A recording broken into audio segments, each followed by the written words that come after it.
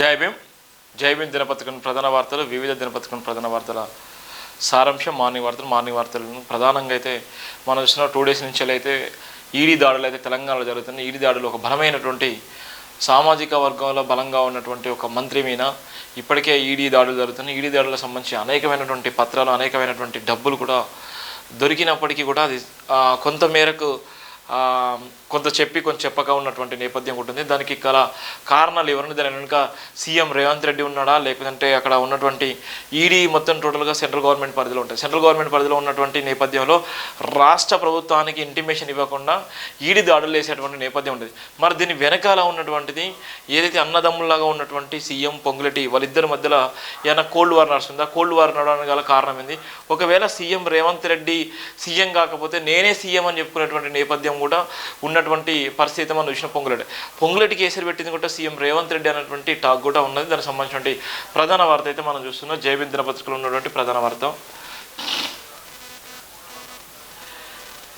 Enforcement director ED దాడుల వెనుక రహస్యమేంది అనేటువంటి ప్రధానంగా వారు ఒక రాష్ట్ర మంత్రి, ఒక బలమైనటువంటి మంత్రి, గనుల మంత్రి, చాలా పేదరిక నుంచి వచ్చి అత్యున్నతమైన స్థాయికి ఎదిగినటువంటి గొప్ప వ్యక్తి, కాంట్రాక్ట్ స్థాయి నుంచి ఈ రోజు ఉన్నటువంటి ఒక రాష్ట్ర మంత్రిగా ఎదిగినటువంటి వ్యక్తి. ఈయనే చరిత్ర మనం చెప్పచ్చు. అసలు ఎలా ఎదిగింది, ఏ విధంగా ఎదిగింది, దీన్ని అనుకున్నటువంటి రహస్యం ఏంటంటే ఇలా చిన్నపాటి కాంట్రాక్టులు చేసుకుంటూ ఇలా వైఎస్ రాజశేఖర రెడ్డి ఆధీనంలో వైఎస్ రాజశేఖర రెడ్డిని ఆధారంగా తీసుకొని వైఎస్ రాజశేఖర రెడ్డిగా దగ్గరగా అయి వైఎస్ రాజశేఖర రెడ్డి ఆలోచన విధానంలో పనిచేసుకుంటూనే వైఎస్ఆర్సీపీలోకి వెళ్ళిపోయిన తర్వాత అక్కడ ఖమ్మం జిల్లా నుంచి ఎంపీగా గెలిచి ఆ తర్వాత ఆయన ఎంపీగా గెలిచిన తర్వాత తదనంతరం ఆయన ఆర్థికంగా ఎకనామికల్గా ఘోరంగా ఎదిగినటువంటి సందర్భాలు ఇవాళ అలాంటి వ్యక్తి నిజంగా కాంట్రాక్ట్ స్థాయి నుంచి ఇవాళ రాష్ట్ర మంత్రి స్థాయి దాకా ఎదిగినారు. ఇన్ని వేల కోట్లు ఎట్లా సంపాదించినంటే ఆయన వెనక అనేకమైనటువంటి అక్రమాస్తులు, గనులు, అనేకమైనటువంటి కాంట్రాక్ట్, ఇలా A1 కాంట్రాక్టుగా ఎదిగినటువంటి నేపథ్యంలో ఇలా విచ్చలవిడిగా డబ్బులు, కోట్ల రూపాయల డబ్బులు ఇలా ఈడీ దాడి చేసిన వెనకాల అనేకమైనటువంటి విషయాలు అయితే బయటకు వచ్చినాయి.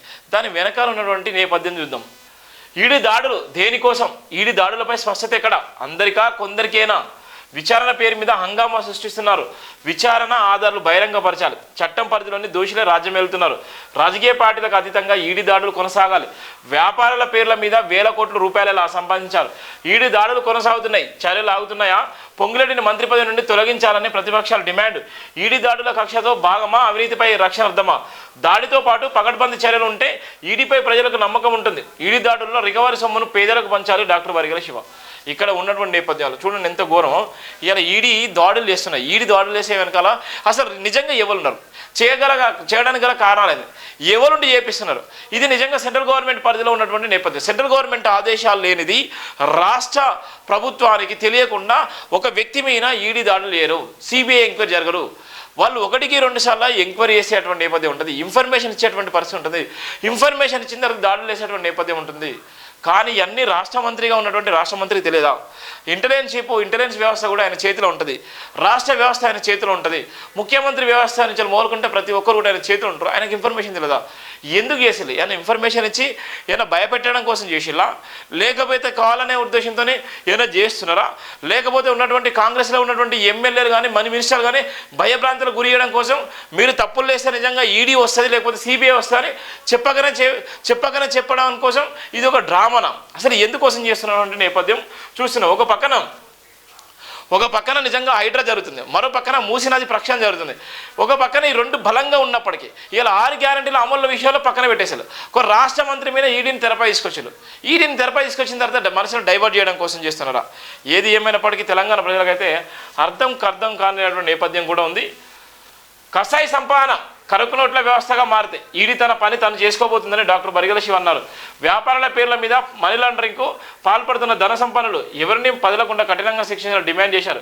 తెలంగాణలో కొనసాగుతున్న ఈడీ దాడుల్లో రాజకీయ కక్ష దాగి ఉందని పలు అనుమానాలు వ్యక్తపరిచారు. తెలంగాణ రాష్ట్ర రెవెన్యూ మంత్రి పొంగులేటి శ్రీనివాసరెడ్డి నివాసంలో శుక్రవారం ఉదయం నుండి కొనసాగుతున్న ఎన్ఫోర్స్మెంట్ డైరెక్టర్ అధికారులు దాడులు తెలంగాణ రాష్ట్రాన్ని ఒక్కసారిగా ఉలిక్కిపడేలా చేశాయన్నారు.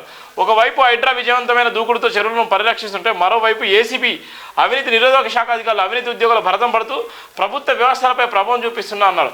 మరోవైపు ఈడీ దాడులు తెలంగాణ రాష్ట్రంలో వ్యాపారుల పేర్ల మీద మనీ లాండరింగ్ పాల్పడుతున్న వ్యాపారులు యజమానులపై దాడులు కొనసాగింపు నేపథ్యంలో మంత్రి శ్రీనివాసరెడ్డిని టార్గెట్ చేశారన్నారు. ఒకవేళ మంత్రి శ్రీనివాసరెడ్డి ఈడీ దాడులకు సరితూగే విధంగా డబ్బు పోగి చేసి ఉంటే క్షమించారని నేరంగా పరిగణిస్తూ కఠినంగా శిక్షించాలన్నారు. ప్రతిష్టాత్మకమైన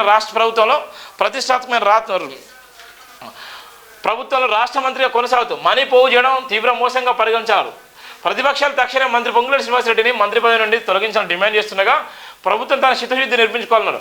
ప్రభుత్వ ఉద్యోగులు ఇళ్ల నిర్మాణం కోసం బ్యాంకు రుణాలు పొందుకొని 10,000 విలువను పొందే వరకు బ్యాంకులు రుణాలు చెల్లిస్తూ ఉంటున్నారు. అలాంటి సమయంలో చదువు సత్రం లేని వ్యాపారస్తులు తక్కువ కాలంలో వందల వేల లక్షల కోట్ల రూపాయలు ఇలా సంపాదిస్తున్నది 1000 కళల ప్రశ్నగా మిగిలిపోయిందన్నారు.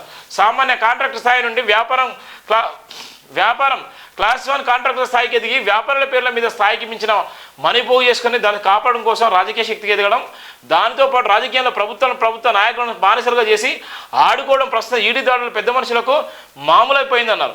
Violation of the foreign exchange management act 1999తో పాటు prevention of money laundering act 2002 ఈ 2 సంస్థలు ఈడీ ఎన్ఫోర్స్మెంట్ డైరెక్టర్ పరిధిలోకి వస్తాయన్నారు. తెలంగాణ రాష్ట్ర వ్యాప్తంగా వందల వేల కోట్లు పోగు చేసుకొని సంబంధించినటువంటి మిగిలిన వాళ్ళ పరిస్థితి ఏందనేటువంటి ప్రధానంగా రాయడం జరిగింది.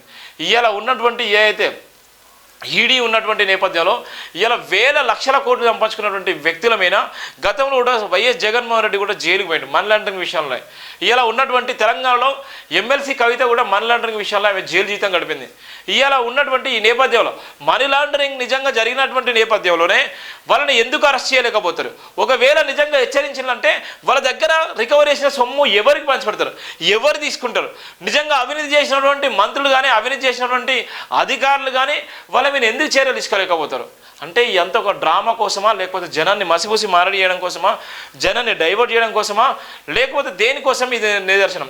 ఇక్కడ చాలామంది చిన్న చిన్న వాళ్ళు వినా వాళ్ళ ప్రతాపం చూపిస్తారు. మరి ఈడీ అయితే జరుగుతున్న నేపథ్యం కూడా మనం చూస్తున్నాం.